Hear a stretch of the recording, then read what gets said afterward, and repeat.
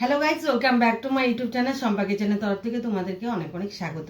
তো আজকের রেসিপিটা হচ্ছে ফুলকপির পরোটা। তো কিভাবে বানাবো তো চলো দেখাই। তো ফুলকপিগুলো আমি ধুয়ে নিয়েছি, তো গ্রেড করে নিব আমি ফুলকপিগুলো।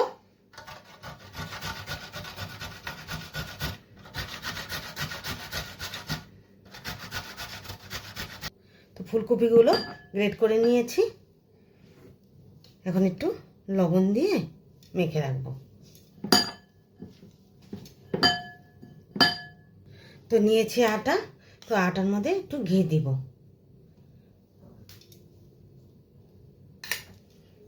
একটু লবণ, ভালোভাবে মেখে ঠেকে নেব।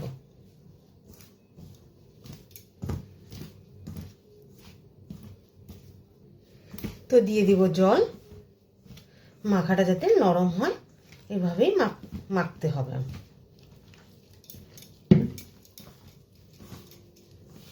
তো মাখাটা আমার কমপ্লিট হয়ে গেছে, কাপড় দিয়ে ঢেকে রাখবো।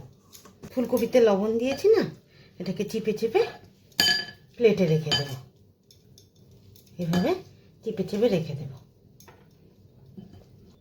তো ফুলকপিগুলো লবণ দিয়ে তো চিপে রেখেছি, তো চলো এখন পুরটা বানিয়ে নিই। কড়াইটা বসে দিয়েছি, তো দিয়ে দিব রিফাইন তেল। তোমরা চাইলে ঘি দিয়েও বানাতে পারো। তো তেলটা গরম হয়ে গেছে, দিয়ে দিব গোটা জিরা,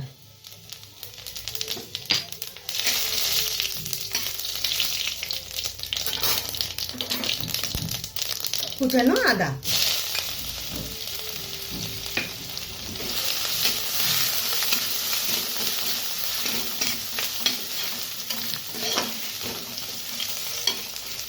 তো কুচানো কাঁচা লঙ্কা,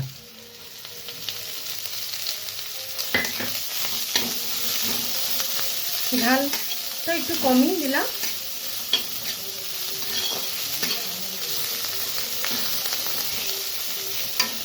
তোমরা চাইলে একটু বেশি দিতে পারো। তো দিয়ে দেবো হলুদ গুঁড়ো,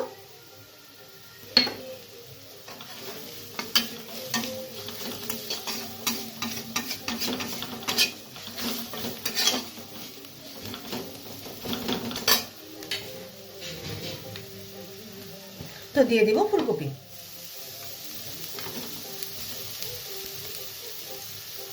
তো দিয়ে দেবো স্বাদ মতন লবণ, অল্প পরিমাণে লবণ দিয়ে দেব।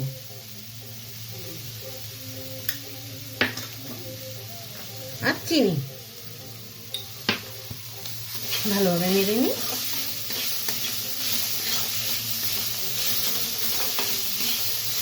তো 2 মিনিটের জন্য ঢেকে রাখবো। তো ঢাকনাটা উঠিয়ে দিই।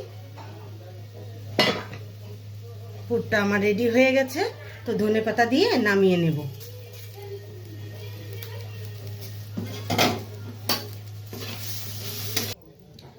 তো আটাটা আমি গোল গোল করে এই বড় বড় সাইজের আমি নেব। তো এইভাবে করে গোল করে পুরগুলো ঢুকিয়ে নেব।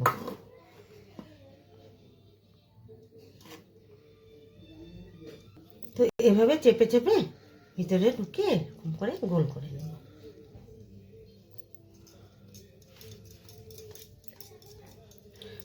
তো এভাবে সবগুলো এক এক করে নেব। তাহলে বেলে নিই।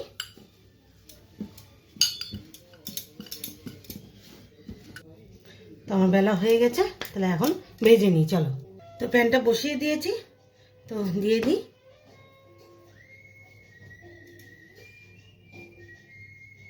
এখন উল্টিয়ে দিই।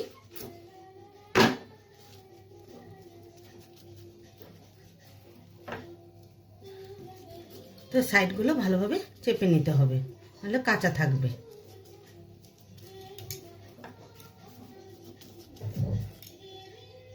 তা আবার উল্টিয়ে দিই।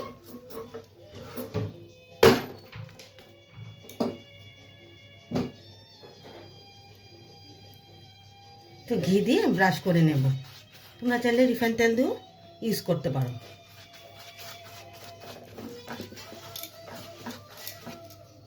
তো আবার উল্টিয়ে দিই। তারপরে এই সাইডটা ব্রাশ করে দেবো ঘি দিয়ে।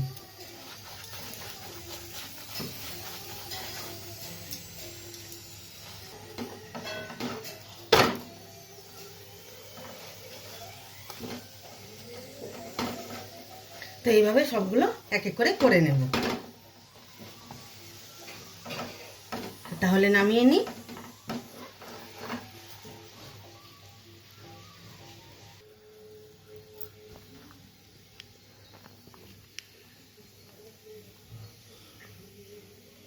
তো এই রেসিপিটা কেমন লেগেছে অবশ্যই কিন্তু কমেন্টে জানাবে, আর লাইক শেয়ার এন্ড সাবস্ক্রাইব করতে একদম ভুলবে না। বাই।